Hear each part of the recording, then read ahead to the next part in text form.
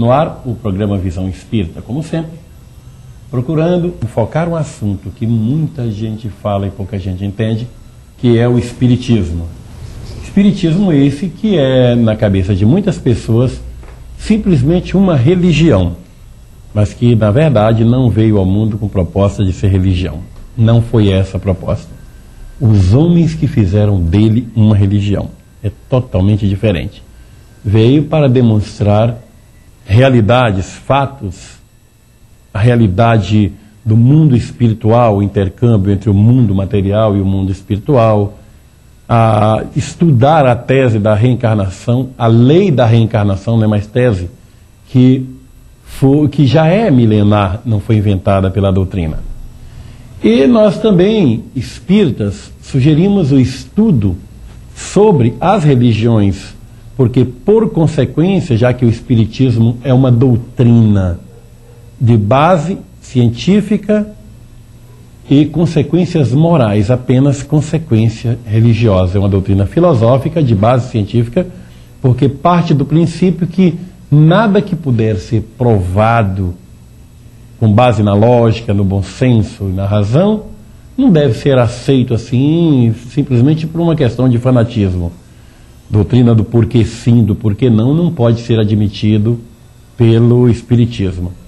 Então, nós, espíritas, temos o maior respeito por todas as religiões. Todas as religiões. Não entramos em competição com religião de ninguém.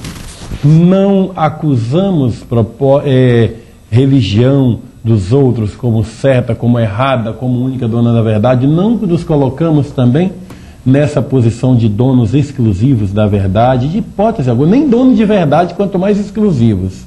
Jamais o espírita admite uma coisa dessa.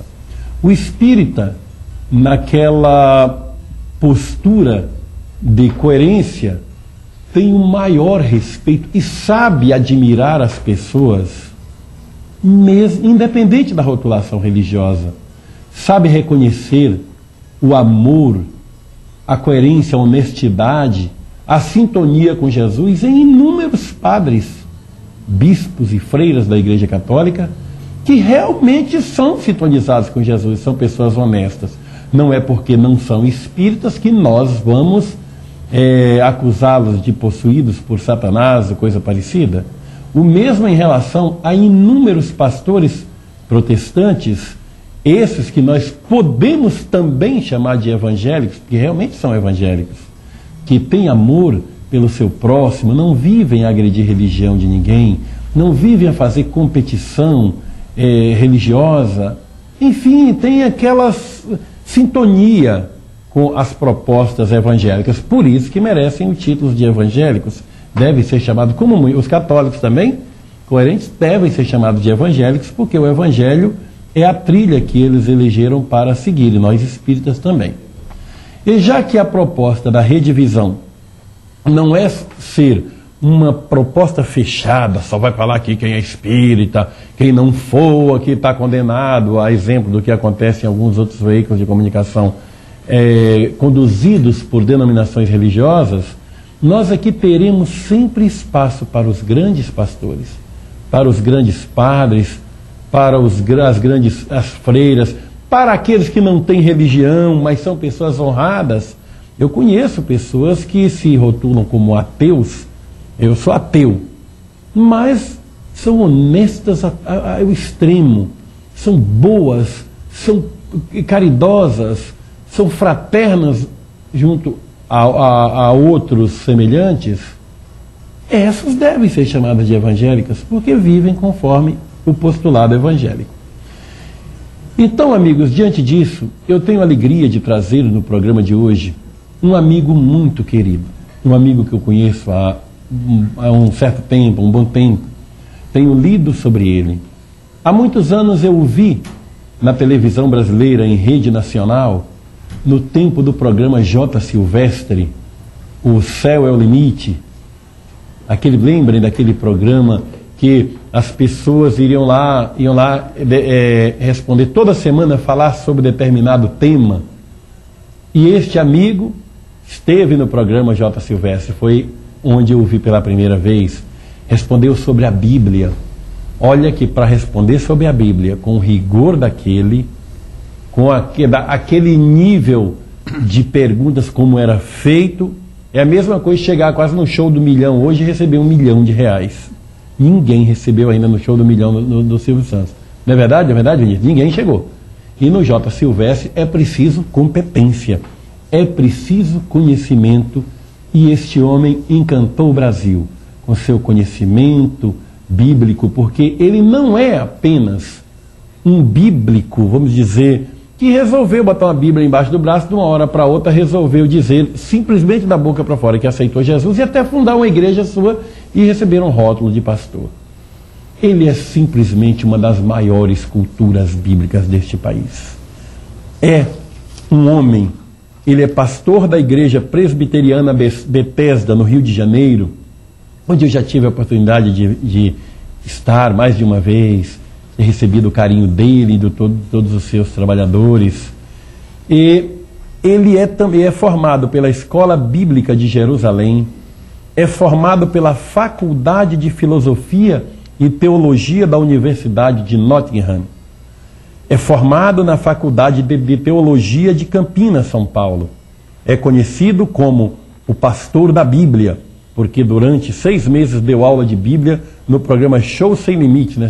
É o limite não, Show Sem Limites do J. Silvestre na antiga TV Tupi. É com muita alegria que passo para o seu bom dia no nosso programa de hoje, o meu amigo carinhoso, pastor Neemias. Bom dia, pastor Neemias. Bom dia, meu caríssimo e amado irmão. Eu entro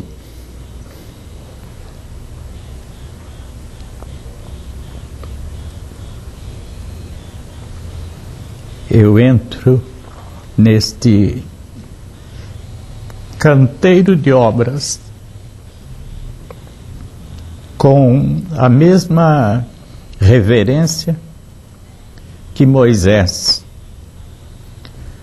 o grande médium da Bíblia. Moisés subiu o monte Horebe, diz a Bíblia, teve ele uma visão íntima do Eterno, que nós chamamos na teologia de teofania. E ele tirou as alparcas dos pés e reverenciou o Espírito Eterno. É assim que entro nesse canteiro de obras, a Rede Visão, a nossa TV da não violência, para a qual você e a sua equipe e o movimento kardecista em nossa pátria têm o meu mais pleno apoio, e da minha igreja Bethesda em Copacabana. Parabéns, eu entro, como se vê mesmo, bastante assim, emocionado em estar aqui com vocês. Que bom, pastor Neemias. Meus amigos telespectadores, este programa é ao vivo, está sendo transmitido a partir de São Paulo para todo o Brasil. Já temos aqui um monte de perguntas chegadas pela internet, haja vista que nós já divulgamos pelo nosso site www.redevisão.net, por mais de 15 dias que o pastor Neemias estaria em nosso programa, e algumas pessoas, sabendo, já mandaram seus e-mails com antecedência. A primeira pergunta que eu faço ao pastor Neemias é o seguinte: na sua visão, qual é a razão de seres humanos que se dizem sintonizados com Jesus, que se dizem ministros de Jesus e se dizem até defensores únicos das propostas de Jesus, se degladiarem com outras religiões, terem ódio de outras correntes religiosas, de outros pensamentos, não dando a esses seus irmãos o direito também de pensar como melhor lhes convém? Obrigado, meu irmão Alamar Regis, pela pergunta tão bem formulada. Vou responder antes, porém, permita-me incluir um ato in memoriam desse nosso grande avatar da caridade, que está aqui presente, Chico Xavier. É o nosso Cicerone, no plano maior da espiritualidade. Um homem cuja sábia simplicidade nos faz lembrar Jesus, manso, humilde de coração, nascido no estábulo de uma manjedoura e passa para esse nível da ascese maior, o zênite da luz perfeita, numa cruz. Lembro-me de Chico Xavier falar nesse avatar da caridade, falar sobre Jesus, que sempre andou fazendo o bem. Eu memorizo esse instante de luz, pedindo a Deus que abençoe a grande família espírita em nossa pátria e no mundo. Respondendo à sua pergunta, talvez eu diria que essa atitude, até paradoxalmente espontânea, desses nossos ditos irmãos evangélicos, se deve ao medo e à ignorância. O medo e a ignorância são os parâmetros de pessoas que agem assim. Nós vivemos em um instante, é um momento, e é um momento que se perde na eternidade. É um momento eterno, como falava Friedrich Nietzsche. É um minuto que não acaba nada, nunca é eterno. Então, esse momento de oportunidade, como dizia o grego, na Grécia Antiga, dizia que a oportunidade é careca, porque quando você percebe que tem uma oportunidade de fazer o bem, você vai querer aproveitar a oportunidade e ela passou, então você tenta segurá-la aqui pela careca. Então, vem daí o medo e a ignorância. Eu tenho a impressão que num instante holístico como este, em que ninguém pode monopolizar a verdade, porque ela é um todo absoluto, então essa partilha, como diziam os economistas daquele fórum que houve lá em Davos, na Suíça, quem chegava lá via nos montes suíços, nos Alpes suíços, essa frase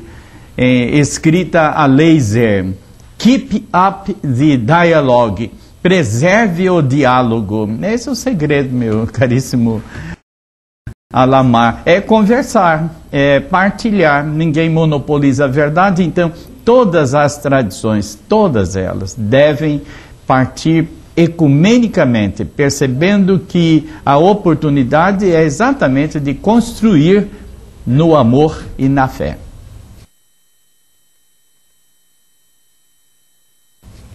Nós publicamos na revista Visão Espírita, vou até mostrar a revista aqui, um número passado, uma matéria onde o pastor Neemias foi o nosso eleito para a capa.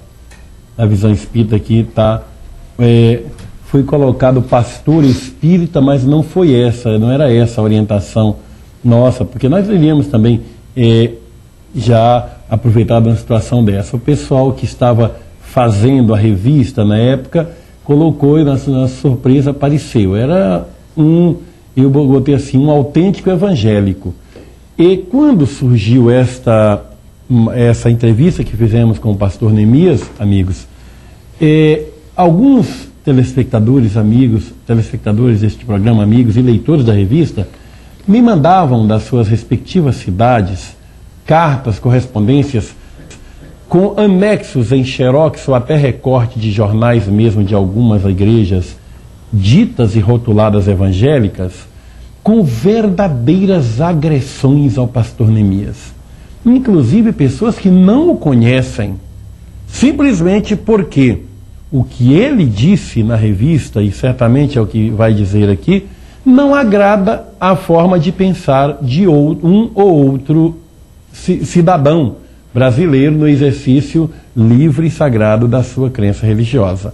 Mas eram agressões as mais absurdas possíveis. Inclusive me citavam alguns telespectadores ao ouvir pastor que tem também amigos protestantes na família, que ao perguntar ao pastor da sua igreja se ele conhecia o pastor Neemias, não, eu não conheço não, mas ele não sabe nada, é tal negócio. Não conheço, mas condeno. Absolutamente incoerente. Então, meus amigos telespectadores, eu pergunto, não é o Alamar que vai tirar essa conclusão, é você que é um telespectador inteligente. Será que tem alguma coerência com Jesus? Qualquer pessoa que toma a iniciativa de agredir alguém, não confundir agressão com defesa enérgica, que é outra coisa totalmente diferente. Inclusive com palavras baixas. Eu recebi e-mails aqui também, nesse mesmo teor, de pessoas revoltadíssimas pelo fato dele vir aqui, como se ele não tivesse o direito sagrado de expressão. Como se nós espíritas também não tivéssemos o direito sagrado de nos expressar, já que existem tantas televisões católicas e protestantes no Brasil. Nós que temos um programa único, aliás, um no domingo de 2 horas e na quarta-feira de 1h10, nós espíritas não podemos? Qual é o processo inquisitorial que vai nos barrar de manifestar os nossos pontos de vista? Eu não vejo sentido e acho que nós espíritas não podemos nos acovardar. Jamais tomaríamos a atitude de tentar converter o pastor Neemias, o padre Miguel, Dom Aldo Pagotto, bispo diocesano de Sobral, no Ceará, presidente da CNBB, só porque eles têm simpatia pelas ideias espíritas, porque esses homens exercem muito bem o seu papel junto às suas igrejas, junto ao seu público, onde são amados, carinhosamente amados. Mas eu já começo a receber uma avalanche de perguntas. Inicialmente, eu quero falar sobre o livro A Bíblia à Moda da Casa, escrito por esse estudioso notável da Bíblia, de Guanhães, Minas Gerais, que é o Paulo Neto, meu amigo Paulo Neto. Um livro extraordinário. Eu acabei de presentear ao pastor Neemias e o pastor Neemias. Eu não dei para o pastor Neemias. Pastor Neemias, aqui está a verdade, o senhor tem não aceitar isso. Eu dei para ele, perguntei, pastor Neemias, eu queria que o senhor desse uma olhada, ver o que o senhor acha disso aí. Porque se o Paulo Neto tiver equivocado em alguma colocação, eu tenho certeza que o pastor Neemias vai dizer, olha Alamar, o Paulo errou em algum ponto que não é bem assim, eu vou mandar um e-mail para o Paulo Neto, e um homem honesto como é o Paulo, eu tenho certeza que irá corrigir numa próxima edição e até pedir desculpa se houve alguma ofensa a alguém. E a primeira pergunta é do próprio Paulo Neto. Alamar, por favor, perguntar ao pastor Neemias, a comunicação com os mortos, entre aspas, através da mediunidade, pode ser comprovada pela Bíblia, pastor Neemias, e pela ciência também? A pergunta é porque alguns fanáticos querem levar a manifestação dos espíritos através de médiuns como superstição. O que o senhor acha disso? Bem, primeiro, Alamar, quero, dentro da sua primeira palavra introdutória, dizer que é mais que simpatia, se bem que a palavra simpatia relacionada aos nossos irmãos espíritas e kardecistas é muito adequada, porque a palavra grega simpassós, sofrer com, e eu acho que com essas críticas acerbas, assim, exacerbadas mesmo, que você ouve, especialmente motivados pela minha participação no movimento espírita, eu acho que é simpatia mesmo, é sofrer com. Eu quero agradecer muito a sua simpatia sofrendo comigo. Isso é de pura. O fogo não é inimigo do ouro, Então, nem o esmeril do diamante. Então, eu agradeço até essas palavras, assim, aparentemente agressivas, porque o vento, quando bate contra, o avião sobe, não é? E firma as raízes da árvore.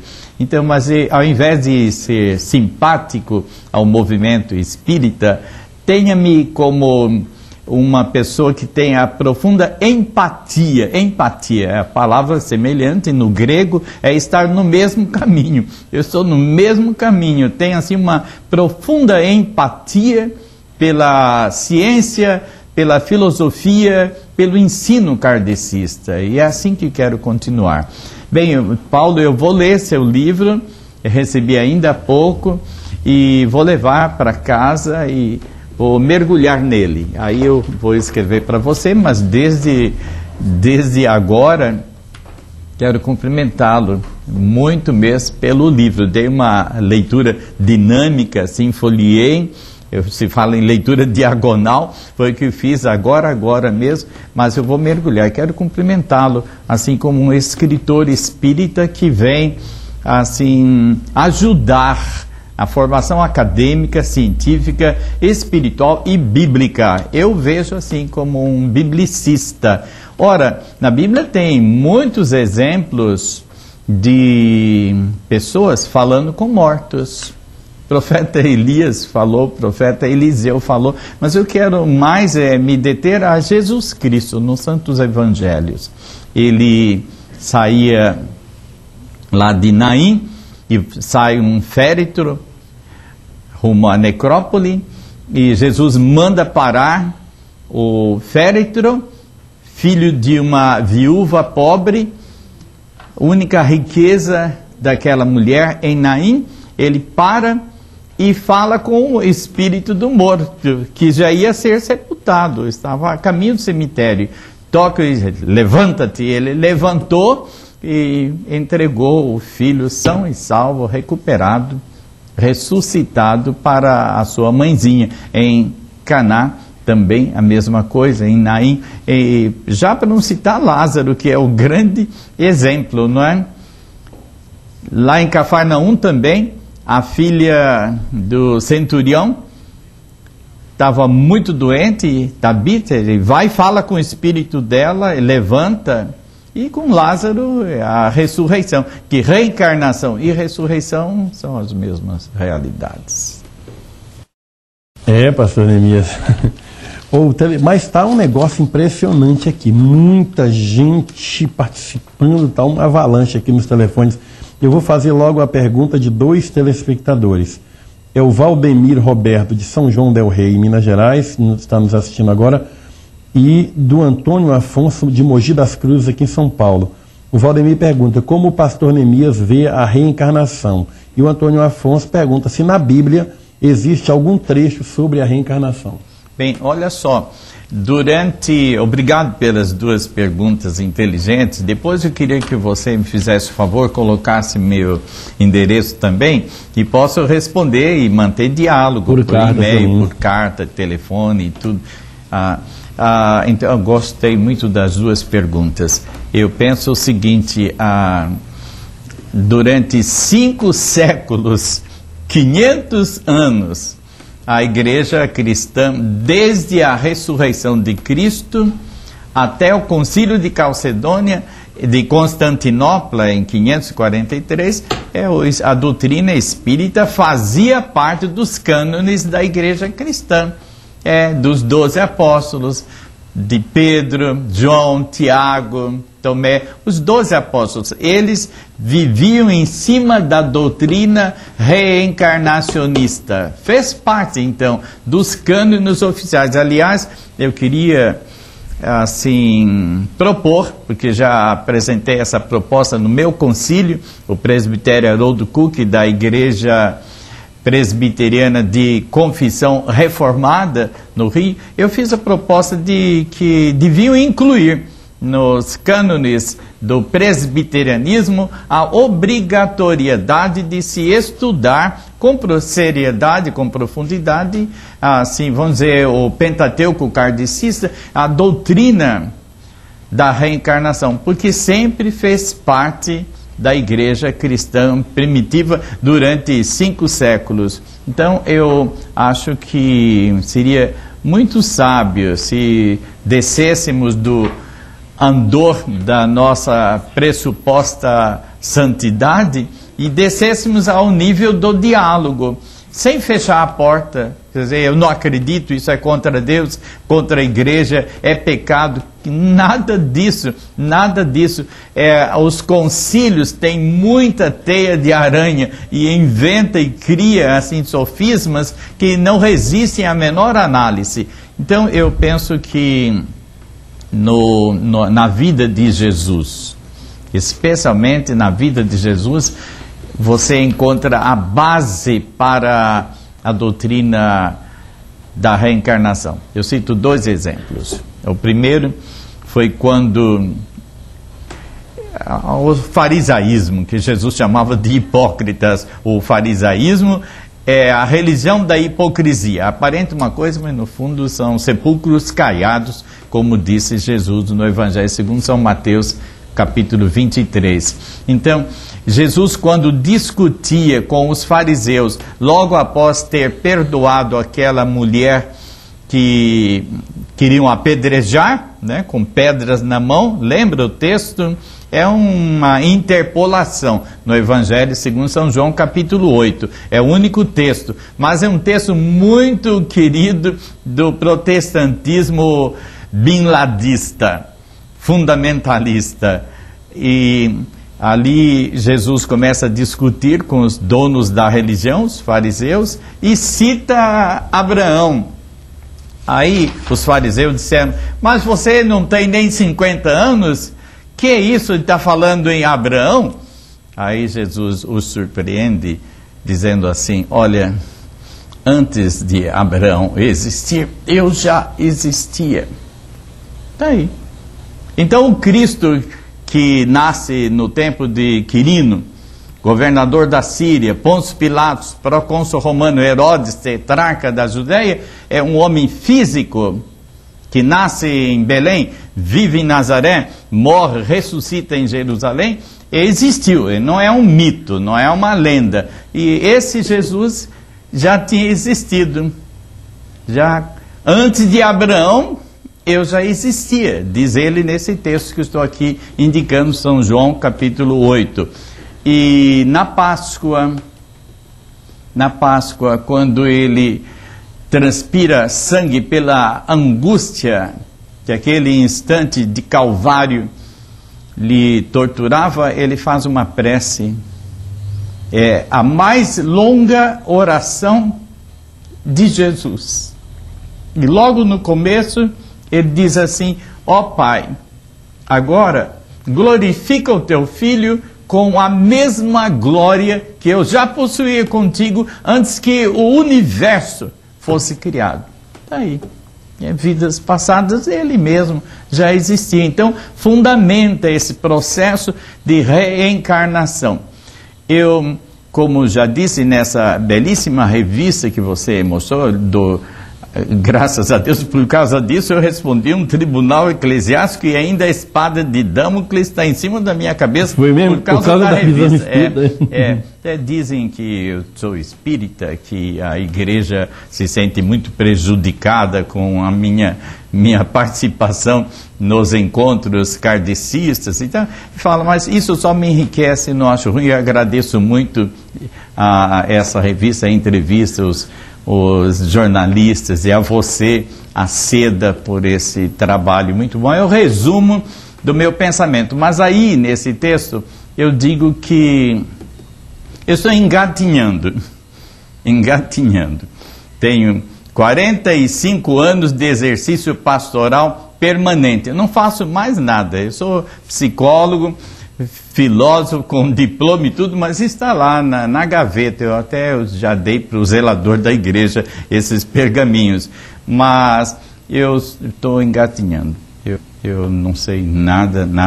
As ideias que aqui exponho nesse belíssimo programa da Rede Visão são embrionárias, em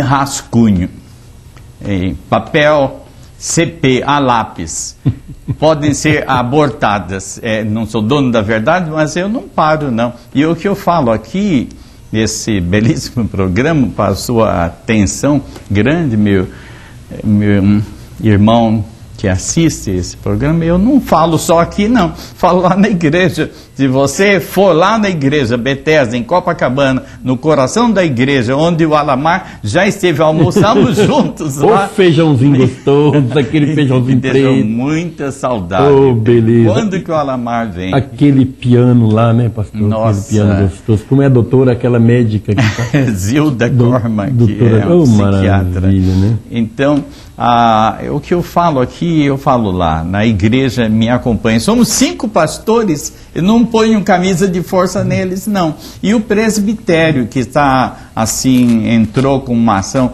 contra o Concílio Maior, que deu 90 dias para me excluir, por causa das ideias. Veja, esse retrocesso medieval, Inquisição sem fogueira, por causa de ideias. Se eu tivesse assim, fazendo alguma coisa agressiva, mas por conversar com os irmãos, dialogar num momento ecumênico, então eu acho que mais e mais, Alamar, a sua iniciativa e dos seus companheiros aqui, essa equipe de trabalho em abrir o leque holístico, esse é o caminho. E qualquer tradição ou crença que não entrar no diálogo ecumênico dificilmente sobreviverá, porque a própria igreja cristã, como instituição, igreja ortodoxa, igreja católica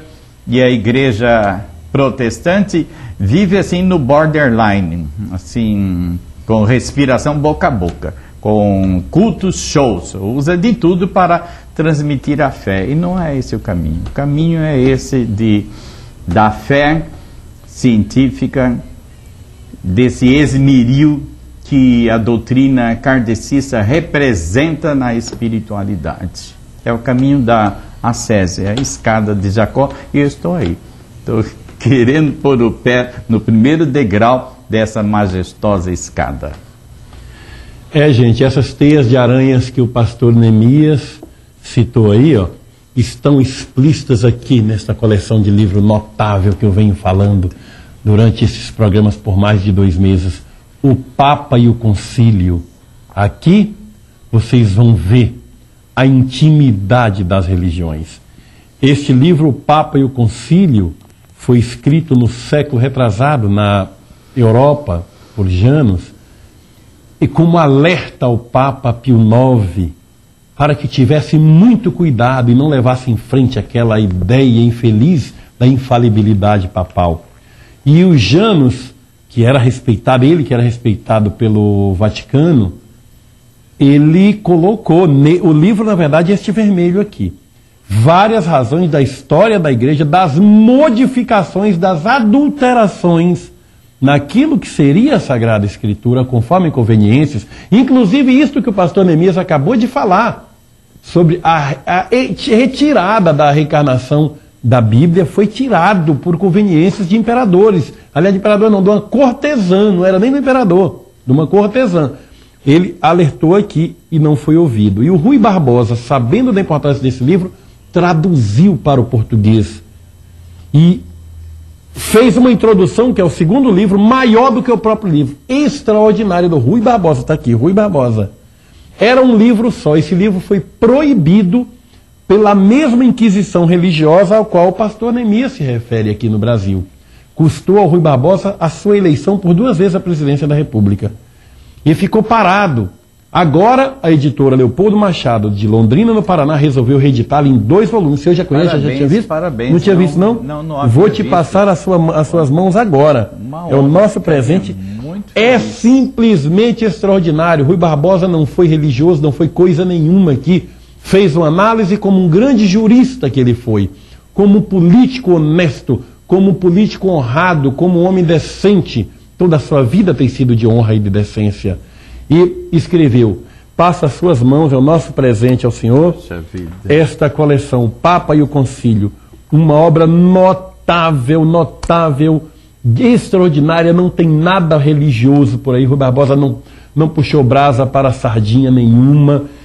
Se guarda ali, Vinícius, por enquanto a gente leva os programas. É um instrumento de trabalho, de serviço. É um documento espiritual necessário a todos aqueles que levam a sério a ciência da religião. É verdade, é isso mesmo. Olha, alguns protestantes, durante a semana, me passaram alguns e-mails fax para cá, e hoje continua passando, dizendo que eu deveria contratar, chamar um pastor que conhecesse, e não esse que não sabe nada. Agora imagina bem, é você, telespectador, que vai tirar a sua conclusão. Este é um pastor formado pela Escola Bíblica de Jerusalém, formado pela Faculdade de Filosofia e Teologia da Universidade de Nottingham, formado pela Faculdade de Teologia de Campinas, com vários cursos no exterior, fala em vários outros países, respeitadíssimo por grandes nomes da Igreja Evangélica Mundial. Um psicólogo, um filósofo. Eu vou deixar de ouvir uma cultura dessa, que o Brasil inteiro ouve, para dar a palavra apenas um que resolveu dizer que teve um sonho com o Senhor apareceu a mim, mandou pregar essa palavra, e botou a Bíblia embaixo do braço, fundou uma igreja caracterizando-se com um simples pastor falsificado do Paraguai, da marca de muitos que tem por aí. Eu sinto muito, gente, bom senso. Tem muitos pastores maravilhosos, históricos, dignos deste país. A vida deste homem, quem o conhece há muitos anos, eu conheço pessoas no Rio de Janeiro, que o conhece, há anos e anos e anos e anos, e sabe da dignidade, é um homem bom, um homem que não ficou milionário às custas de comercialização da fé, de coisa nenhuma, um homem fantástico. Eu vou deixar de ouvir um homem desse para ouvir um qualquer. Ou esse e muitos outros pastores que tem aí, como o pastor Adi Oliveira, lá de Sobral, que é membro da comunidade mundial das igrejas evangélicas e também da comunidade pan-americana, esqueço como é o nome, né, das igrejas evangélicas, um homem sensato. Um abração, pastor Adi Oliveira, aí em Sobral, no Ceará.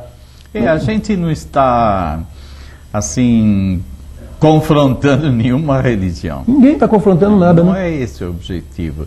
E também combatendo pessoas. Isso é da Idade Média, quer dizer, a incapacidade, o medo de conversar, de dialogar, de mudar uma proposta com outra proposta. Seria o humano, assim, o mínimo que se esperaria, não crucificar as pessoas como na Idade Média.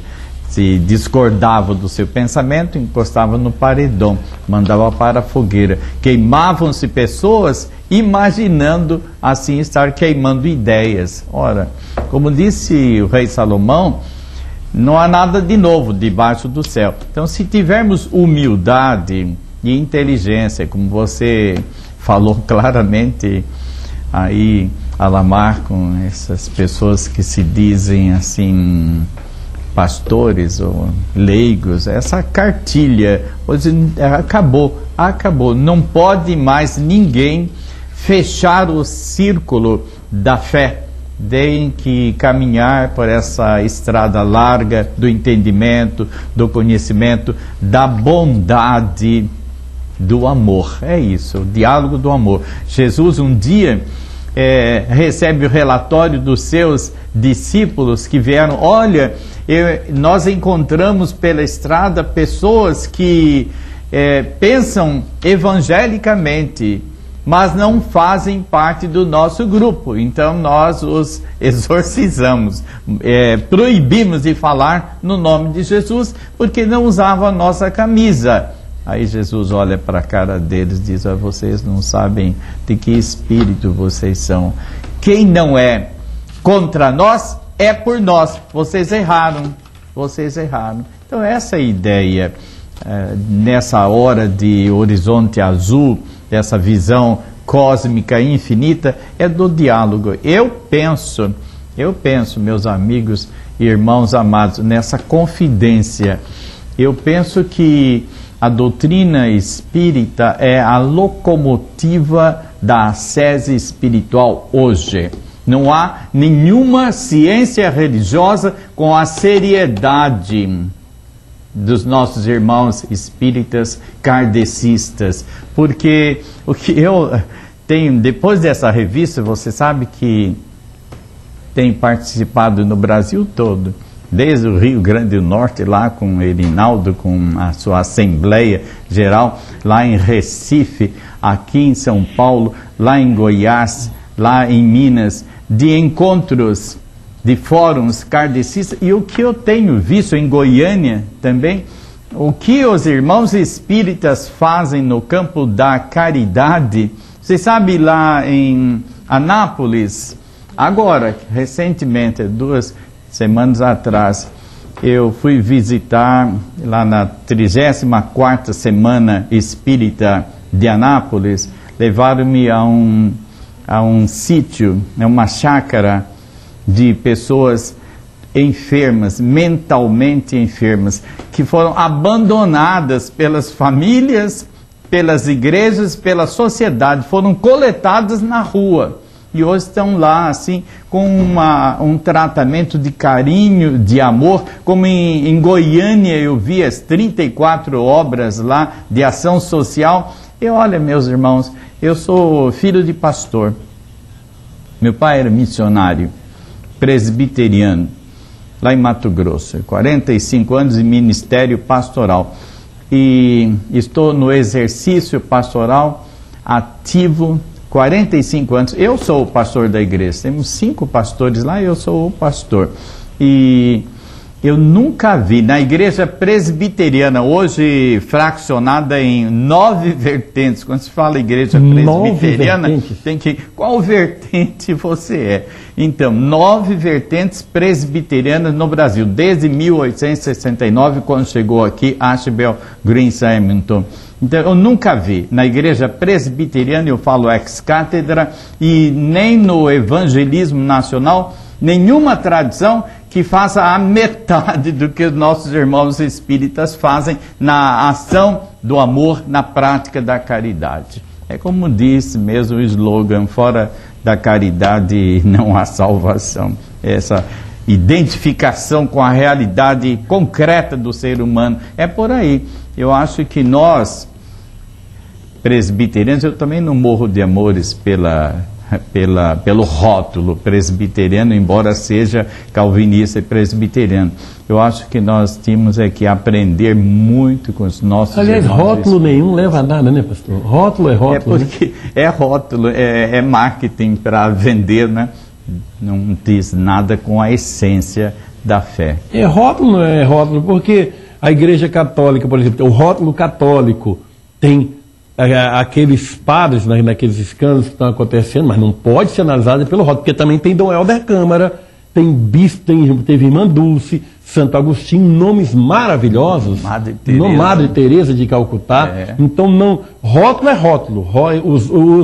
Os desonestos também são do mesmo rótulo católico. Então, não é o rótulo que vale. É a essência da Igreja Católica que merece e deve ser respeitada, como deve ser respeitada todas as outras correntes religiosas. O Evangelho. Você sabe, Alamar, que tem pessoas que dizem que os irmãos espíritas não são evangélicos, não são cristãos? Tem pessoas que falam e pregam isso. Acha que o espiritismo é do demônio e você não pode conversar com eles, quer logo exorcizar e tal. Olha, esse é pensamento atual de gente que tem pergaminhos também, que são pastores, leigos, catedráticos de religião e que pensam erradamente. Eu considero a Bíblia, como já tenho dito, o mais antigo e completo manual de psicografia e mediunidade. Na Bíblia, do Gênesis ao Apocalipse. Antigo e Novo Testamento, todos os redatores estavam em transe espiritual quando redigiram os textos. E eu considero o Espiritismo, assim, o afluente mais caudaloso, como a revista fala aí. Mais caudaloso do cristianismo. Eu acho que é a locomotiva da fé cristã. No momento, é o Espiritismo. E eu quero dizer aos amigos, tem gente perguntando aqui pelo telefone onde encontrar esse número atrasado da revista. Nós temos ainda esse número atrasado e você poderia pedir para as nossas meninas, aí temos muito ainda. Agora você pedir só a revista fica difícil, porque o correio às vezes é mais caro do que a revista. A revista é barata, ela custa R$ 4,50, né? R$ 4,50, né, Vinícius? Aí você que está pedindo alguns outros livros, você pode pedir também a revista para ler na íntegra a entrevista do pastor Neemias. Não vai ser um problema, o correio termina ficando caro demais aí para você, mas não somente a revista. Meus amigos, este programa está no ar, este programa que respeita a ideia dos outros, esse programa que respeita a liberdade, está no ar graças ao Clube Visão, que você mesmo, telespectador, criou, você idealizou e nós criamos o Clube Visão. Este Clube Visão é aquele que permite a você a ser sócio, quer dizer, a ser um contribuinte da nossa ideia da Rede Visão. Você, para participar do Clube Visão, você faz o quê? Você paga uma inscriçãozinha de R$20. É R$20 a inscrição, você vai receber o cartãozinho. E uma mensalidade de R$15. Portanto, no início paga 20 mais 15, que seria R$35. E todo mês vai pagar R$15. Pagar não é bem somente pagar, não, porque você pagando colocando esse valor, todo mês você vai receber um brinde como este livro notável do Paulo Neto, que custa R$20. Você recebe por conta dessa mensalidade em sua casa pelo correio. Não é um negócio interessante? Olha só, está pagando 15, recebe um livro que o preço dele é 20. Ou pode receber um CD, um DVD, uma fita de vídeo, vários outros produtos para a sua casa, para você ler. É um brinde que você pergunta, então eu estou contribuindo com a Rede Visão como?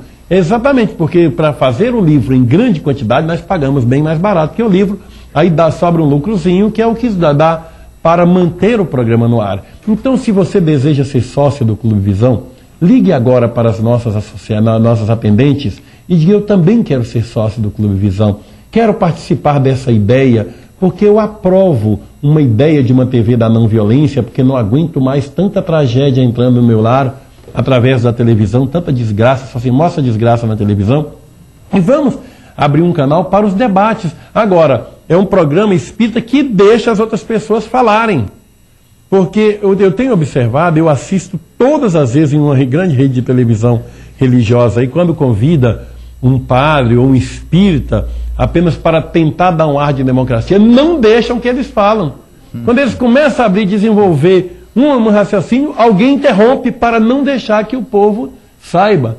Aqui não tem isso não, meu amigo pastor Neemias aqui é convidado ilustre a hora que deseja. Eu tenho um assunto para falar, vem aqui, fala à vontade. Na Rede Visão vai poder falar muito mais. A Rede Visão com essa atitude aberta, holística, de permitir até as pessoas que pensam diferentemente, que têm credos, o pensamento teológico aparentemente contrário, vai ver que nesse diálogo existe a coisa mais sagrada do mundo, que é a comunhão.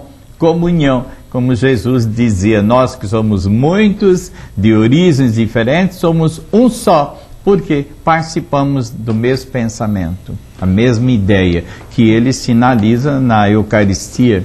Você sabe que o sacramento eucarístico é assim, a coluna vertebral do cristianismo, vamos dizer assim, né? A celebração da Santa Ceia. Mas a Igreja, através dos seus concílios, deu forma sacramental a uma ceia, que era uma ceia íntima, lá no cenáculo. O cenáculo hoje é sinônimo de igreja, mas não, era a casa. Chama-se cenáculo porque é um lugar alto, tinha uma escada, como ainda hoje se tem, para subir ao salão superior da residência. Ali Jesus ceiou. Então, naquela ceia derradeira, porque dali ele foi para o Getsemane, foi preso e crucificado, essa ceia a Igreja, através dos seus concílios, deu forma sacramental e monopolizou, é aí que eu quero chegar, meu caro Alamar, a Igreja monopolizou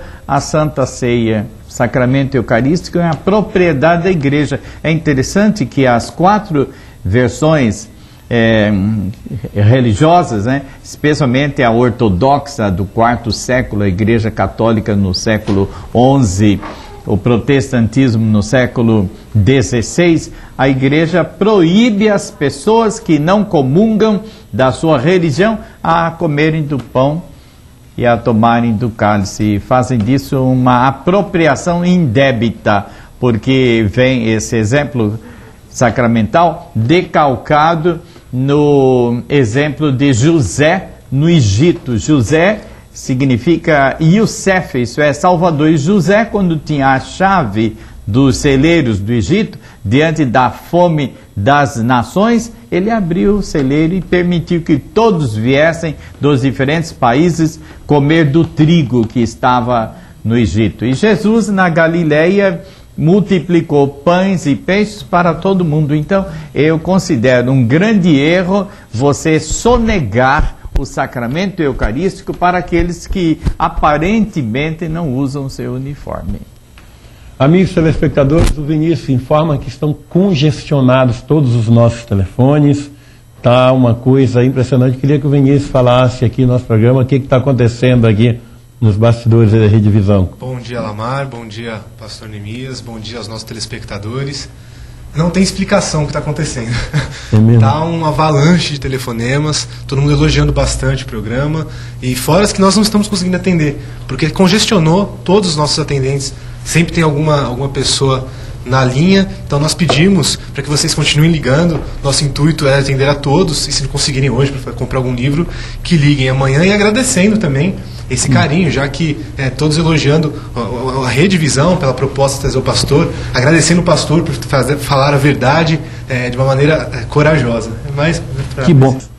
E continuamos, gente, com o nosso querido amigo pastor Neemias Mariene, meu grande amigo, exemplo de carinho, de amor da igreja de Copacabana, uma das igrejas onde oferece um dos feijão preto mais gostosos que eu já vi, mais bem temperado, e um piano muito bem tocado também, com músicas do tempo que se fazia música aqui. O alimento lá é esse alimento que você multiplica através dessa Rede Visão. É o alimento espiritual nessa visão verdadeiramente ecumênica. Você sabe que, não sei se lhe disse naquela ocasião que você nos honrou com a sua visita, aquele templo físico, não é?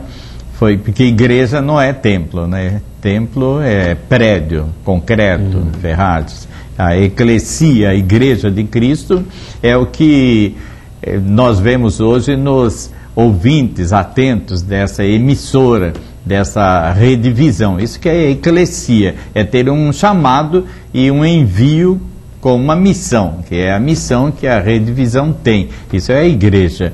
Mas aquele templo lá no coração de Copacabana, onde o metro quadrado é caríssimo, e nós estamos situados entre o mais lindo metrô do Rio de Janeiro, que é o metrô da Praça Arco Verde, não é?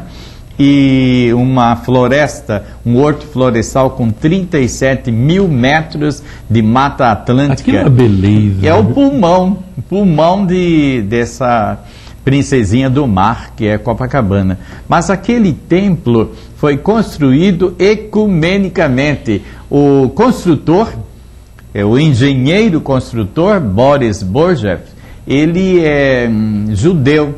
E judeu não decorativo, que hoje tem, em todas as religiões, são decorativos, vão de vez em quando à igreja, mas não militam a fé professada. Esse Boris é um engenheiro construtor, diretor da Comasa, uma das grandes construtoras do Rio de Janeiro. Esse construtor é judeu, e toda a equipe que construiu o prédio é judeu. Uma hora, Alamar, nós tivemos dificuldades financeiras para prosseguir, e os demais sugeriram-me que parasse um pouco para a gente respirar, fazer aquela célebre cruzada, campanha, levantar dinheiro. Sabe o que ele fez? O Boris meteu a mão no bolso e falou: olha, não pare essa obra de Deus, toma aqui, me deu 5 milhões.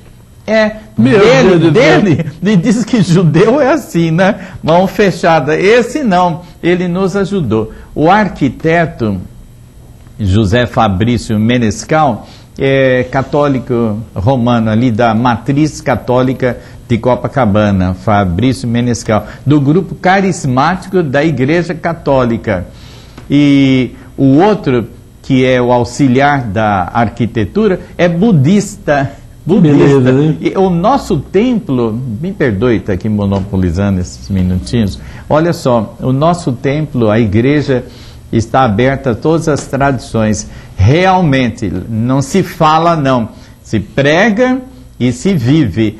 A igreja foi inaugurada pelo vigário-geral do Rio de Janeiro, que hoje é o assessor da diocese, chama-se o bispo Karl Homer, Joseph Homer. Ele que inaugurou. Você já ouviu uma igreja protestante ser inaugurada por um bispo católico? Né?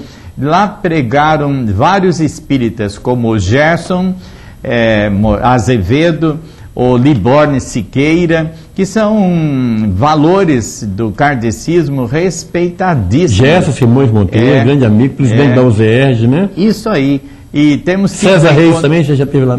César Reis já esteve lá, ainda não teve oportunidade dele subir ao púlpito para fazer a homilia.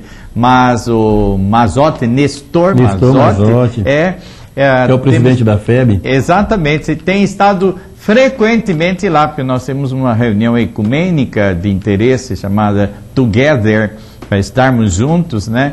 E a Juvanir, não é? E o Divaldo, nós estivemos juntos na ONU, inclusive, uma semana inteira lá. Então, é uma igreja verdadeiramente aberta. Recentemente, no início de setembro, pregou na igreja, lá no púlpito, o Abdel Baji, que é o sheik muçulmano, antes das torres serem alvejadas no fatídico 11 de setembro. Muito antes, foi no começo de setembro, ele pregou, subiu ao púlpito, ao mesmo lugar onde os pastores sobem, e ele levou o Alcorão. Isso, muita gente com a testa franzida, tossindo, reclamando, né? Lá na minha Bethesda, ele subiu com o Alcorão na mão e disse: olha, meus irmãos, eu vou ler o Alcorão, vou ler em árabe, depois vou ler em português. Eu quero ler 2 capítulos, o capítulo 19 e o capítulo 21. O 19 fala sobre a Virgem Maria, Mãe Santíssima de todos nós. Leu e falou sobre ela.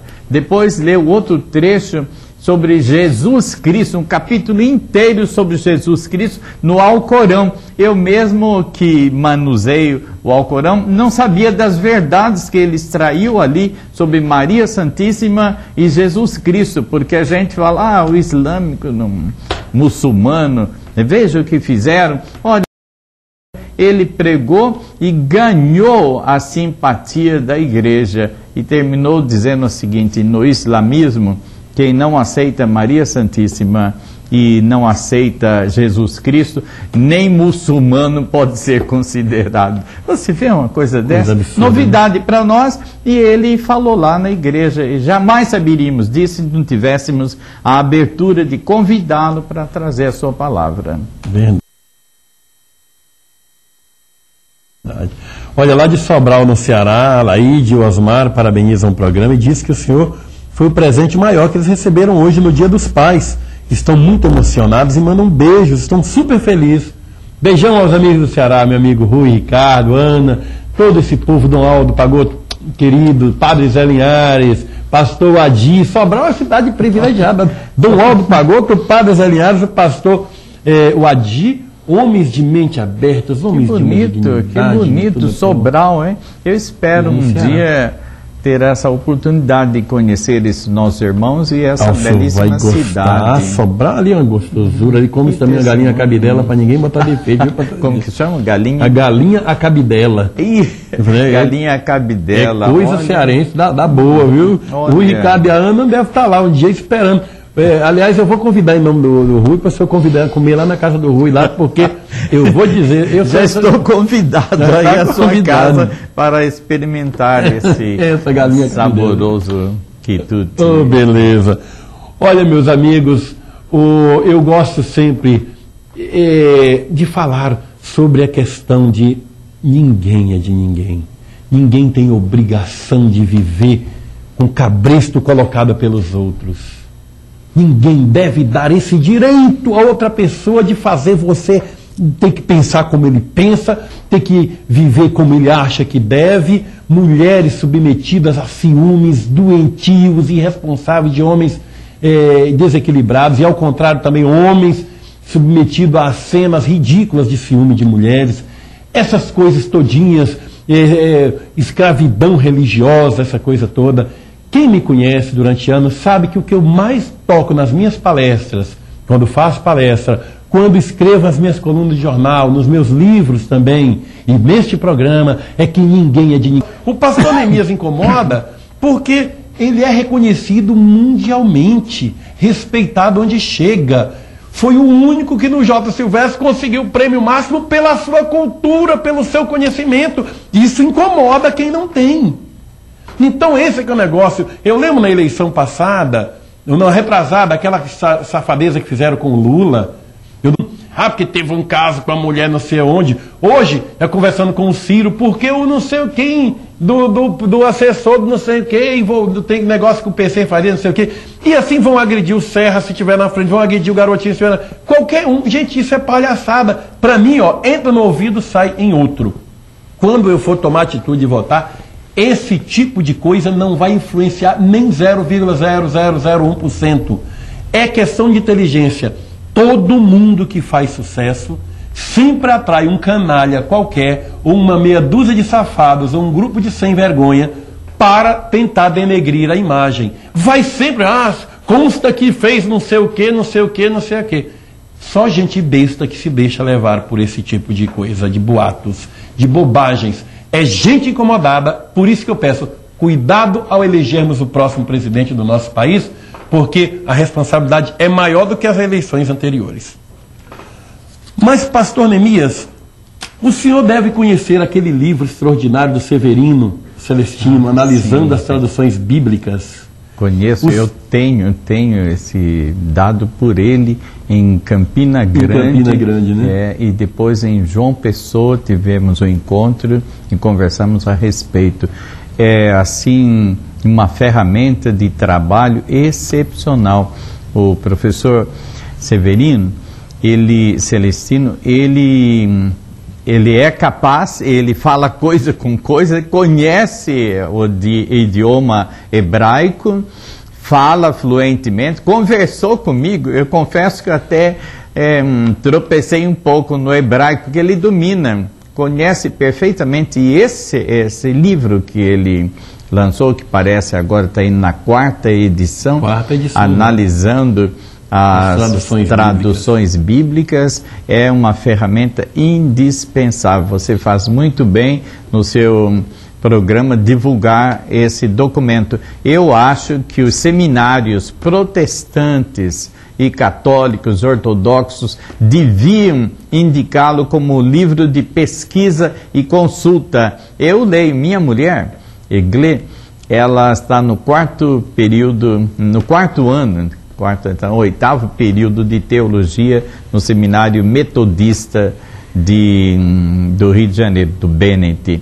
E eu dei o livro para ela ler, ela ficou encantada. Aí o professor de hebraísmo mandou fazer uma análise do Salmo 23, e eu falei, olha, tem aqui. Ela pegou, como se diz, pesquisou mais ainda e ganhou 10 diploma, e todo mundo quis comprar o livro dele. Eu acho que é uma das maiores contribuições dentre os livros do kardecismo, do espiritismo nacional.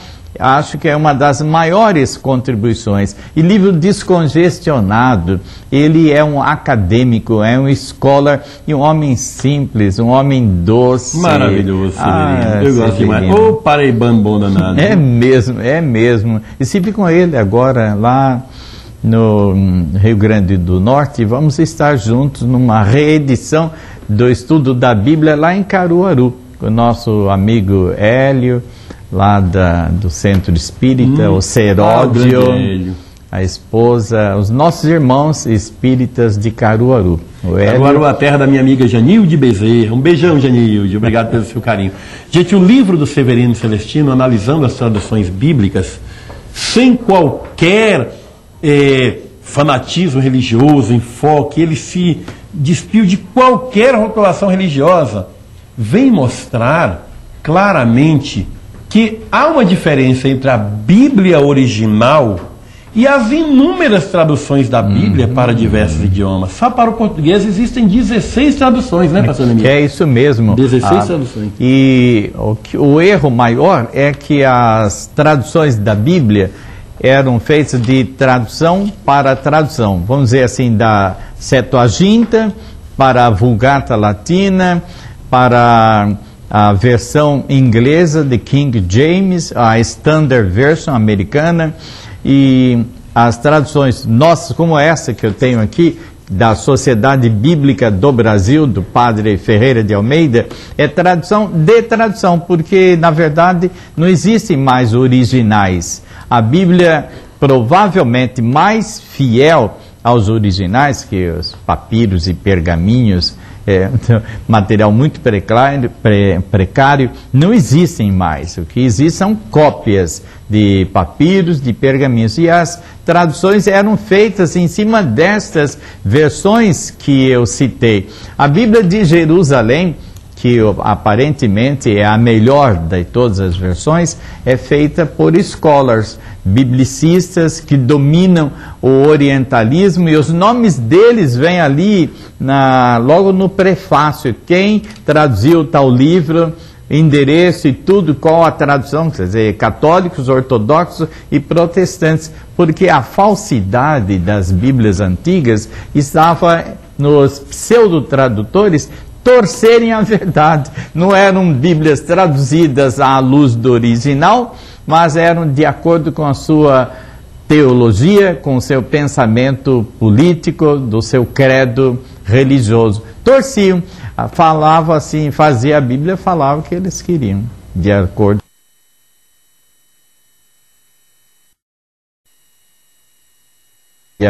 com a sua doutrina teológica. Agora o Severino corrige muito que não é um livro religioso, é um livro acadêmico, de estudos, uma grande contribuição. Ele está até escrevendo um documentário sobre o livro do Gênesis, que é assim a mãe. E sabe que o Gênesis é a mãe de todo erro eclesiástico, porque o Gênesis são 50 capítulos, né? Do capítulo 1 ao capítulo 50 são mitos, lendas, fábulas, o que nós chamamos de pré-história, proto-história. Aquilo não ocorreu daquela forma. O redator sagrado, pressupostamente Moisés, o mais importante do Pentateuco, ele copiou de fontes eloístas, já vista, deuteronômica, sacerdotal, e ele agora, o nosso Severino, mastiga isso tudo e dá assim na boca da gente. Viu?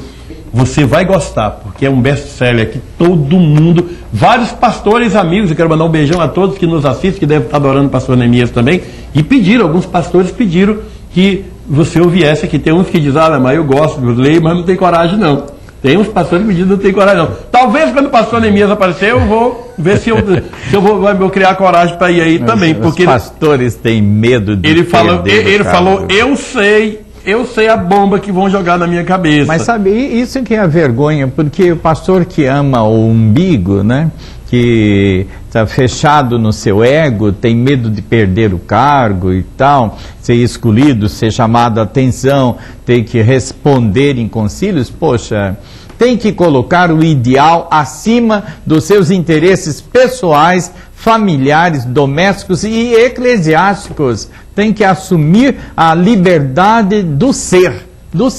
Então, acho que nós chegaremos lá ao pressuposto ideal de unidade em Cristo se tivermos essa abertura. É por aí, o caminho ecumênico leva a esse diálogo interreligioso, mais do que ecumenismo, porque o ecumenismo era restrito a cristãos. Quem é cristão? Aquele que é batizado, é crismado, é confirmado, que tem a Bíblia na mão, como eu tenho aqui, não é? E esse é cristão, frequenta a igreja, mas não, o cristão não precisa de igreja, precisa de amar, de amar o seu irmão, amar o seu semelhante. Na medida que você tiver assim despoluído da sua tradição religiosa e visar a unidade do amor, aí nós construiremos esse mundo de paz e de felicidade que é o estuário pelo qual todos nós almejamos. Estão pedindo a volta do pastor Neemias ao programa. Vinícius, muita gente pedindo, que não seja só hoje, que já está com gosto de quero mais. Mas ele vai vir aqui. Pastor Neemias, uma avalanche de perguntas aqui sobre um tema que as pessoas querem que o senhor fale alguma coisa, já que consta que o senhor fez no Rio de Janeiro um casamento de homossexuais. Sim. Muitas pessoas até criticando, muitas não, no nosso programa. Eu já vi muita gente criticando, inclusive nos jornais, principalmente alguns protestantes. Mas muitas pessoas perguntando, muitas não querem nem se identificar, qual a visão do pastor Neemias sobre o homossexualismo, e explique como é que foi esse episódio no Rio de Janeiro do casamento de pessoas de mesmo sexo. Olha, muito grato pela pergunta, me enriquece muito e dou graças a Deus também pela redivisão em colocar assim o microfone e as câmeras à minha disposição para falar sobre esse assunto.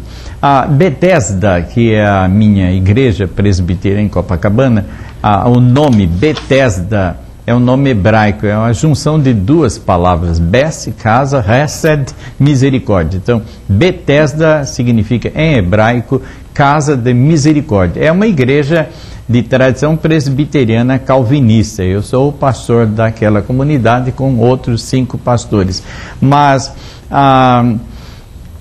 assim, eu estava em Israel, na cidade de Betânia, quando uma jovem me disse assim, eu poderia conversar com o senhor. Ela é Turcon Doctor e estava com um outro grupo lá em Israel, disse que ia conversar particularmente.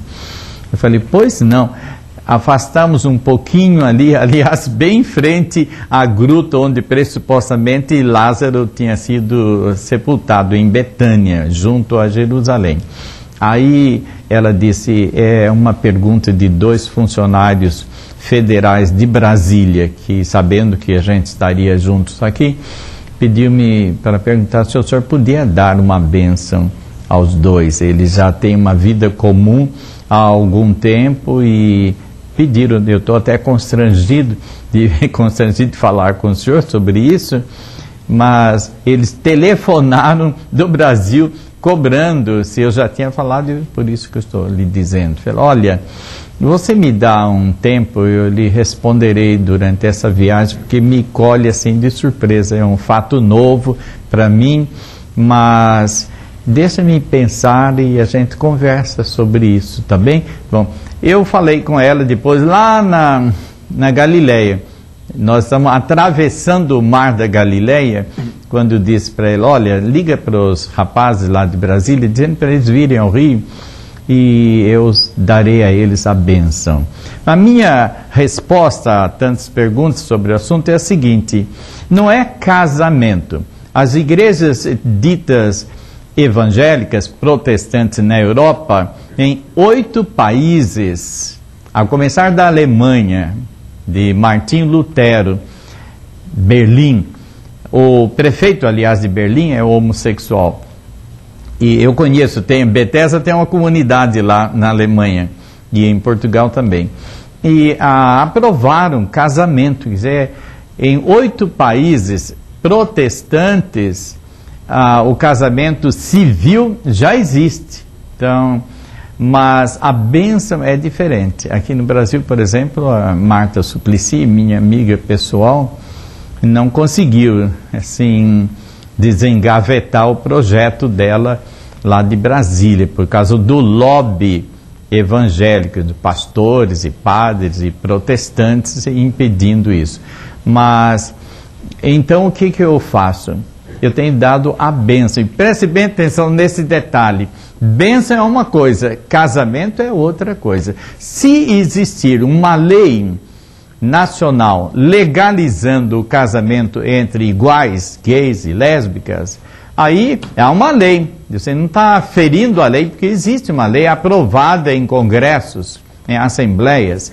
Agora, não é isso. Eu acho que a bênção que vem de Deus não é da igreja nem do celebrante, é de Deus. Deus que abençoa. Então, não pode a igreja e nem celebrante algum sonegar alguma coisa que não pertence a ele. É Deus que abençoa. Então, bate de frente conosco, porque novamente a Bíblia é levantada, não, a Bíblia condena, Deus é contra, isso é pecado, isso é doença. Bem, é uma ideia, é um pensamento. Eu, por exemplo, acho que não é doença, e não sou eu, aliás, a Ordem Mundial de Saúde, a Organização Mundial de Saúde mandou tirar do cadastro o homossexualismo como sendo doença. Quer dizer, para os que entendem de saúde, e a psiquiatria também, e a psicologia, até tem lei proibindo o psicólogo ou psiquiatra de considerar doença. Então não é doença. Biologicamente não é um caso patológico.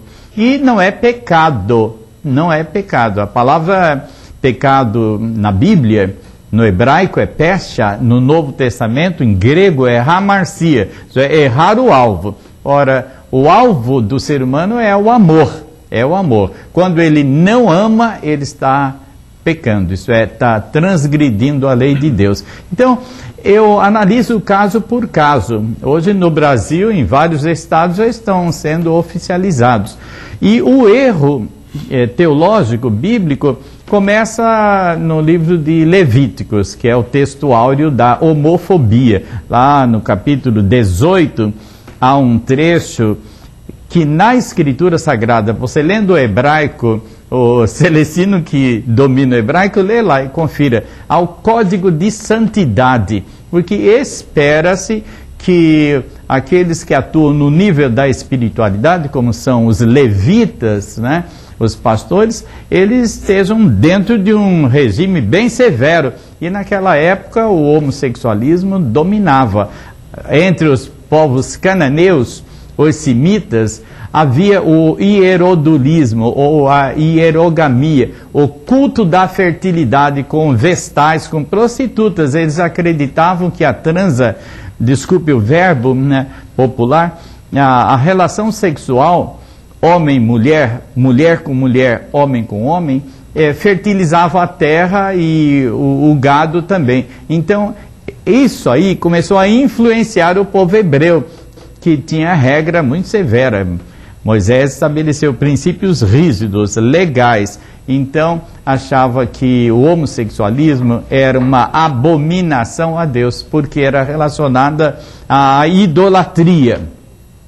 Os povos cananeus adoravam muitos deuses, dentre eles a serpente. E o culto da serpente, então, influenciou a libertinagem do povo hebreu. Daí Moisés chama a atenção e coloca lá na pré-história, no capítulo 3, que a serpente estava seduzindo.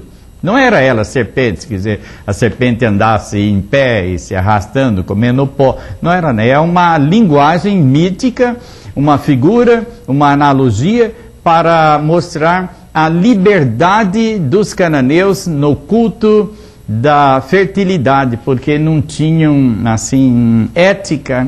O cananeu podia fazer o que quisesse, a religião não proibia. Já a religião do povo hebreu era uma religião severa. Então, esse texto do Código de Santidade do livro dos Levitas era um código específico para os religiosos. Mas Paulo, o apóstolo Paulo, que é o maior teólogo do cristianismo e escritor sagrado, quando escreveu uma epístola aos romanos, observe esse detalhe, que é um detalhe assim muito importante. Paulo escreve a epístola aos romanos, que é considerada a catedral da fé. O mais sério documento paulino é a epístola aos romanos. Mas o primeiro capítulo e o último capítulo da Epístola aos Romanos não foi escrita por Paulo, foi escrita por um amanuense. Então é uma interpolação esse trecho. Ele vai, terço, aliás, você lê lá, capítulo 16 da Epístola de Paulo aos Romanos, verso 22, diz assim: e eu, terço, que escrevi essa epístola, vos saúdo, dou lembrança para Epáfras, a mulher de Epáfras, os amigos que se reúnem na sua casa. Ele mesmo faz essa denúncia dessa interpolação. Então, eu acho que as coisas se aclaram assim. Agora, fundamentalmente, essa pecha de pecado vem em cima de Sodoma e Gomorra. Sodoma e Gomorra eram cidades devastas que Deus condenou, quer dizer, é aquela monolatria imposta por Moisés, um Deus que fica lá em cima, patrulhando a terra, condenando os maus para o inferno, premiando os bons para o céu. Então, esse texto bíblico vem evocar a correção do nosso pensamento espiritual. Sodoma e Gomorra não foram condenados por Deus, porque não há esse Deus que fica olhando lá, castigando e condenando os seus filhos, não ao fogo eterno. O que existe? É a realidade arqueológica. Eu dou aula de arqueologia e há 27 anos eu viajo ao Oriente Médio, ou ao Egito, não só lá Cairo, como Alexandria, o Vale dos Reis, Luxor. Depois vamos de ônibus, não de avião, de ônibus, atravessando todo o deserto até chegarmos à Terra Santa, e passando pelos sítios de arqueologia do Mar Morto, aquela região da Transjordânia, onde está uma escola de arqueologia, a mais importante da região. E ali nós aprendemos e vemos que Sodoma e Gomorra não foram destruídas por condenação divina, mas porque foram construídas em lençóis de hidrocarbonetos. É rica ali em petróleo, em enxofre, e o calor ali daquela área é insuportável. São 45 graus. O ar-condicionado não funciona. Então, a cidade foi vítima de uma explosão, de um terremoto, e naquela época o horizonte teológico, espiritual, acadêmico do povo que morava ali na Transjordânia era pequeníssimo. E ficou então essa imagem que os redatores do Novo Testamento importaram. Mas eu fico com Jeremias, Alamar, o profeta Jeremias, nos seus oráculos, diz assim: por acaso o etíope pode mudar a cor da sua pele? Por acaso o leopardo pode mudar as manchas da sua pele? Então, deve aceitar a realidade estrutural do ser humano, cada um de per si, e você assume uma postura pastoral, não inquisitorial, não condenatória, mas de amor, dizendo isso, que a bênção pode ser ministrada. A Igreja Presbiteriana na América do Norte e lá na Suíça libera o pastor presbiteriano a abençoar ou não, depende da formação, que a gente tem assim muita teia de aranha nos nossos catecismos. Então, não, é gay, é lésbica, não quero nem falar, olha, cai fora. Jesus não discriminou ninguém, né? Não, agora, Jesus... Tem uns que querem ser mais do que Jesus, né? Você fez uma belíssima intervenção, porque Jesus, no Sermão da Montanha, que Mahatma Gandhi disse que era a única coisa que prestava no cristianismo, eu aceito o evangelho, mas os cristãos não. Ele dizia, Gandhi, ele fala nesse Sermão da Montanha, que você lembrou muito bem, que Deus não faz acepção de pessoas, não discrimina ninguém, de modo que ele faz o sol brilhar sobre bons e maus, e a chuva descer sobre justos e injustos. Então eu acho que o homossexualismo não é doença, caso patológico grave é da homofobia. E não creio que seja pecado, porque pecado é não amar. E a bênção não é a igreja que dá, não é o pastor que dá, é Deus que dá.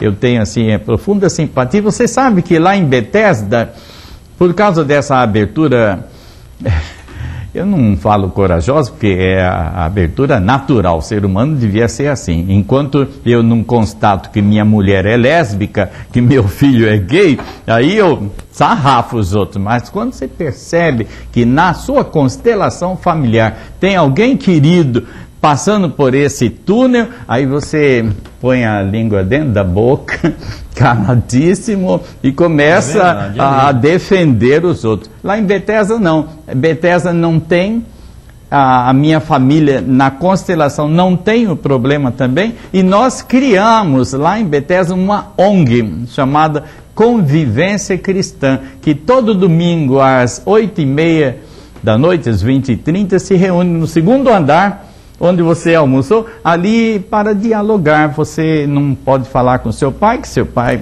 desce a rua, sua mãe fica escandalizado e a sociedade te reprime, expulsa. Então é uma situação muito complicada. Lá não, nem comigo, nem com meus colegas e nem com a igreja. Tem um ambiente onde você se sente você. O assunto é grande, liga para mim. Sejamos veementes com aqueles que condenam. Não deixe ninguém te condenar nada. Não admite. Que a sua liberdade seja respeitada. Isso. Viva a liberdade, viva a liberdade, viva a liberdade sempre. Mas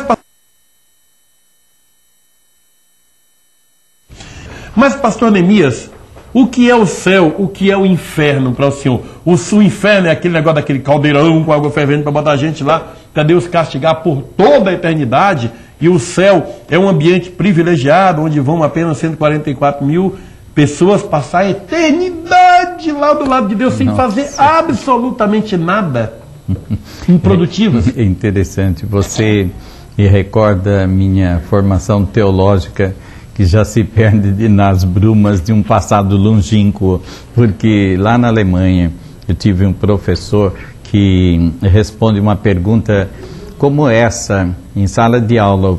O aluno perguntou assim: e professor, onde Deus estava antes de existir o universo?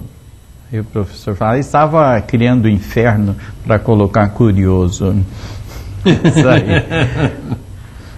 O céu, o inferno, o purgatório e o diabo são marketing da igreja medieval, para enriquecer o seu gasofilácio e poder assim explorar economicamente a fé, industrializando a religião. Biblicamente, teologicamente, céu e inferno seriam estados espirituais diante do eterno, essa energia cósmica que é inescrutável e inominável, porque Deus não tem nome, né? Yahvé, o Elohim, não tem nome, é o povo que acaba dando essa nomenclatura. Você pode chamar Deus, de Yahvé, de On, de Alá, de Tupã, como falam nossos irmãos indígenas. Deus é o inominável. Então, o céu e o inferno, teologicamente, seria esse estado espiritual perante a sua consciência. Não existe um lugar geográfico chamado céu, azul, bonito, no nirvana, cheio de paz, rodeado de anjos, Deus sentado no seu trono, e rodeado de querubins, serafins, de anjos e arcanjos. Não existe. E não existe o inferno, com um diabo, um satã, assim, a azucrinar a vida dos outros num tacho quente. A palavra inferno vem da palavra Gehenna, no idioma persa, e no hebraico se refere ali a um vale, que você sai da cidade velha de Jerusalém e desce o vale como quem vai para o Monte das Oliveiras, o Monte da Oração preferido por Jesus. Então, quando você desce a montanha, Jerusalém está construída sobre 3 montes, né? Você desce para subir o Monte das Oliveiras, passa pelo Vale do Cedron, ou Inom, e ali era lançado o lixo da cidade. Todo dia o DLU, né, lá no Rio é DLU, jogava um monte de lixo nesse vale e ateavam fogo. Como a remessa de lixo era renovada diariamente, o fogo nunca acabava e assim a podridão e os vermes corroíam o tempo todo. Essa imagem, os redatores sagrados dos evangelhos e do livro do Apocalipse usa para prefigurar um lugar de Guiena, onde a escória, o lixo são lançados. Mas não existe esse céu num lugar que fica lá para cima, nem o inferno lá um lugar de condenação. O que existe é essa realidade espiritual do eu sou, essa energia quântica que está em cada um de nós, porque Deus você não vai encontrar em lugar nenhum, nem na hóstia, nem na Bíblia, nem na igreja, mas aqui no coração. Você mergulha no seu universo interior e ali você terá a plenitude divina.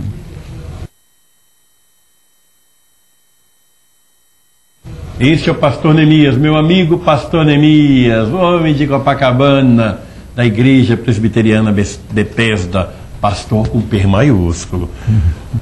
Bom, P maiúsculo. Bom, de Guarapari, no Espírito Santo, o Fausto de Oliveira gostaria que o pastor Neemias dissertasse sobre o que disse Jesus. Eu sou o caminho, a verdade e a vida. Ninguém vem ao Pai senão por mim. E pede que Jesus nos ilumine. Pastor Neemias. É o Fausto de Oliveira de Guarapari, no Espírito Santo.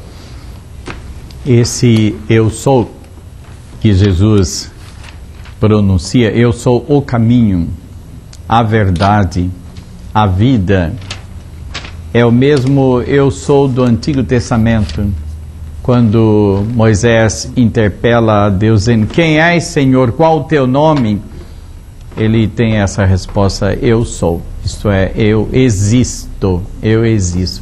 Essa mesma frase Cristo usa para os seus discípulos, eu sou o caminho, a verdade, a vida. Isto é, ele vivenciou essa espiritualidade no nível maior. Ninguém vem ao Pai, ou vai ao Pai, isso é, a realidade cultica máxima, a não ser por esse caminho. Esse caminho é o caminho que está interiorizado em cada um de nós. O Cristo da nossa fé, ele não nasce, Jesus nasce, Cristo não nasce. Cristo é um título, é o Messias, ou ungido. Então é importante você perceber que esse Jesus histórico de Albert Schweitzer, esse Cristo que realiza esse mistério da fé, está em cada um de nós. Então, é preciso que cheguemos a essa perfeição da fé de que fala Jesus, cheguemos à estatura do varão perfeito de Deus em Cristo, como dizia o apóstolo Paulo, para termos essa compreensão.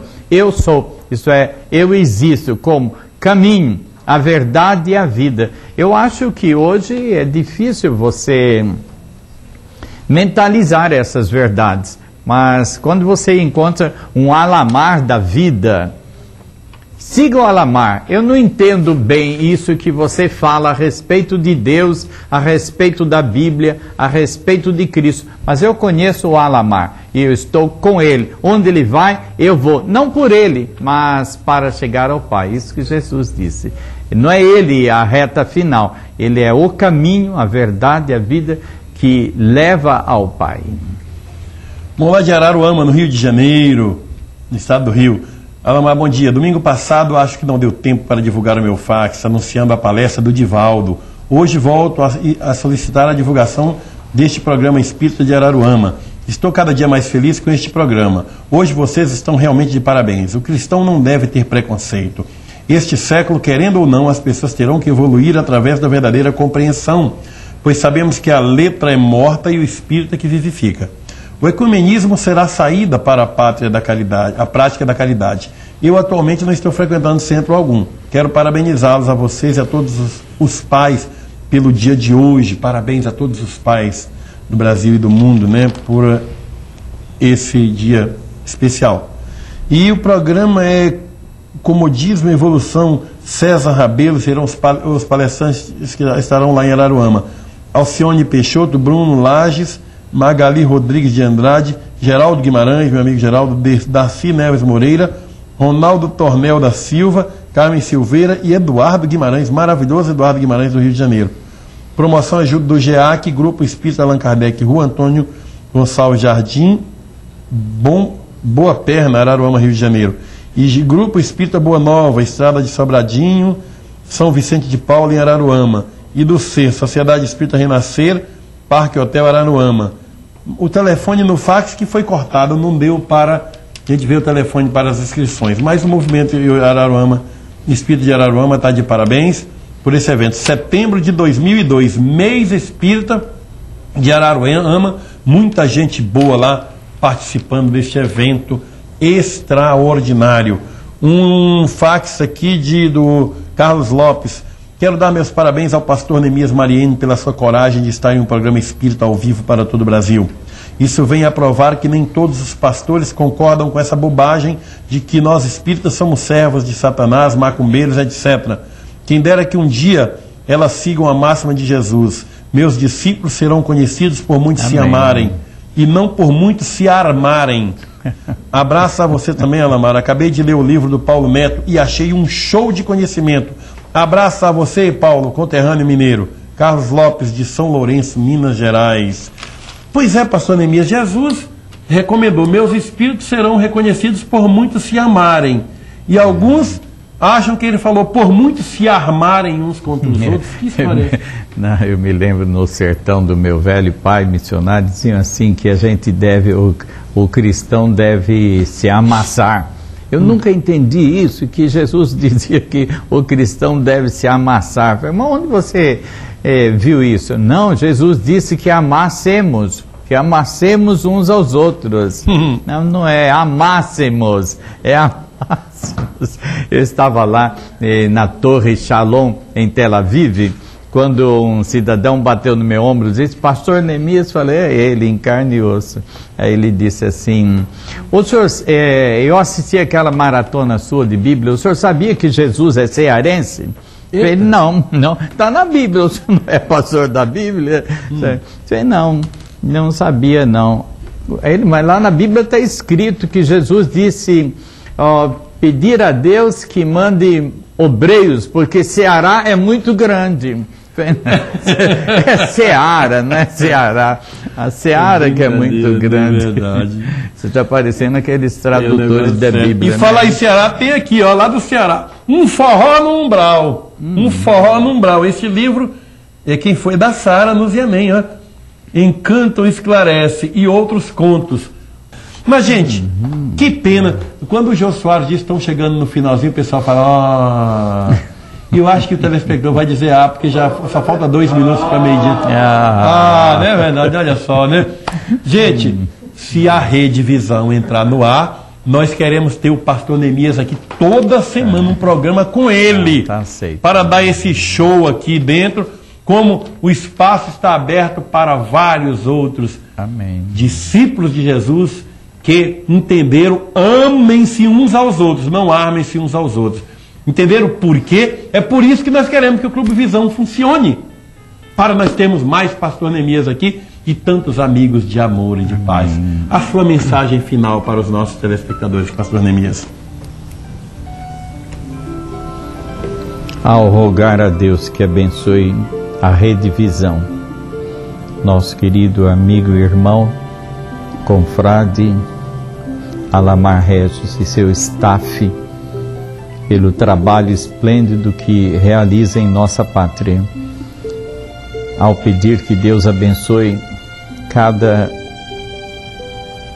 telespectador, eu oro a Deus como o Salmo 121. Elevo os meus olhos para os montes. De onde me virá o socorro? O meu socorro vem do Senhor, que fez o céu e a terra. Ele nunca permitirá que os teus pés vacilem. Não dorme aquele que te guarda. É o Senhor quem te guarda. Ele é a tua sombra à tua direita.